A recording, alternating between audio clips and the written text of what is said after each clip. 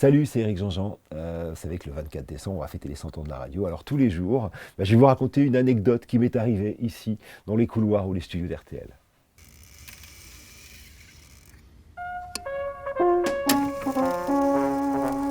Bon, alors là, je vais vous raconter une des histoires les plus dingues qui me soit arrivée en radio. Au début des années 2000, je présentais une émission qui s'appelait Les mots bleus. Et puis un jour, un attaché de presse me dit, écoute, voilà, j'aimerais bien que tu reçoives Francis Lalanne. Et moi, je ne connaissais pas Francis Lalanne. Donc je dis, mais qu'est-ce que je sais pas, ça fait longtemps qu'il n'a pas chanté et tout. Et Francis vient dans mon bureau à RTL, s'assoit sur le bureau comme ça, avec ses grandes bottes, et puis on discute, puis je le trouve sympa, et puis je me dis, bah, c'est chouette, et donc je l'invite. Bon.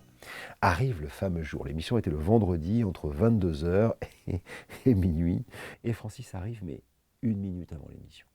Et là, je commence à flipper. Et je vois arriver mon Francis, il a à gauche une grande botte, et à droite, le genou à l'air, et une basket. Je dis, mais qu'est-ce qui t'arrive? Ouais, il dit, ouais, mais j'arrive de Fort Boyard, je me suis fait mal au genou. D'abord, bonjour Francis. Salut à toi. Je suis content de t'avoir avec nous. Alors, pour tout vous expliquer, Francis, comme je le disais tout à l'heure, a fait Fort Boyard aujourd'hui avec un énorme strap au genou. Ouais. Et hier aussi. Ouais. Fort malheureusement, il s'est fait mal au genou. Et on commence l'émission, et généralement, quand vous faites une émission avec un invité, pendant les chansons, vous posez votre casque, vous discutez. Et là, Francis passe toute l'émission, là, comme ça, derrière son micro, comme ça, à écouter les chansons, les yeux fermés ou les yeux mi-clos. Et arrive la dernière chanson de l'émission, il est 23h59 et 30 secondes, c'est-à-dire que moi j'ai 30 secondes pour conclure l'émission. Et je sais que si je lui donne une question ouverte, je rends les infos à minuit 2 et je veux pas. Donc je pose une question un peu fermée, que je pose pas très bien d'ailleurs. Je recommande à tout le monde d'écouter ce moment qui est partout sur Internet.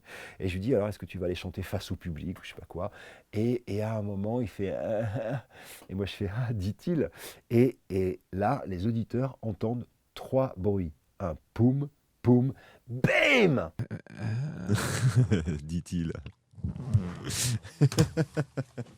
Francis, oula. Et c'est Francis Lalanne qui fait un malaise. Et les 3 booms, c'est sa tête qui tape contre le micro, puis contre le desk, et puis il est sur une chaise métallique, mais des chaises hautes, on était dans des chaises hautes, dans le studio de Georges Lang à l'époque, et la chaise qui tombe, donc on entend poum, poum, bam. Et moi je vois tomber Francis, mais comme s'il était mort, et je dis le fameux Francis est tombé. Francis est tombé. Et donc, en face de moi, il y a mon réalisateur, donc je lui fais signe, genre, ça veut dire envoie le générique, la chanson s'appelait Les mots bleus, donc c'était la musique des mots bleus. Et je ramasse Francis, mais ça dure 20 secondes, mais pour moi c'est long, parce que je pense qu'il est mort. Et donc je relève mon Francis, il s'est défoncé. Et donc Francis, je le remets au micro, et donc je reprends le micro en disant, bah ouais, vous savez, Francis, il a mal au genou, il est tombé. Vous inquiétez surtout pas, vous savez que Francis a mal à son genou depuis tout à l'heure, il a dérapé du siège. Ça va Francis? Oui, ça va. Bon, on va arrêter l'émission là. Ça va Francis? Et alors, il a des propos un peu incohérents, ça va, le disque est passé, je dis oui, pas de problème, merci, au revoir. Et je rends, il est minuit. Fin de l'histoire. Mais le vrai truc rigolo de cette séquence, c'est que donc Francis, rappelez-vous, il avait un genou à l'air depuis le début de l'émission, donc là il est hirsute.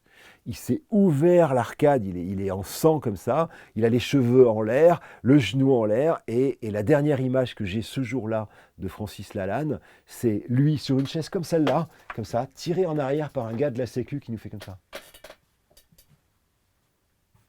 Voilà, et je pense que je peux rire toute ma vie en pensant à ça.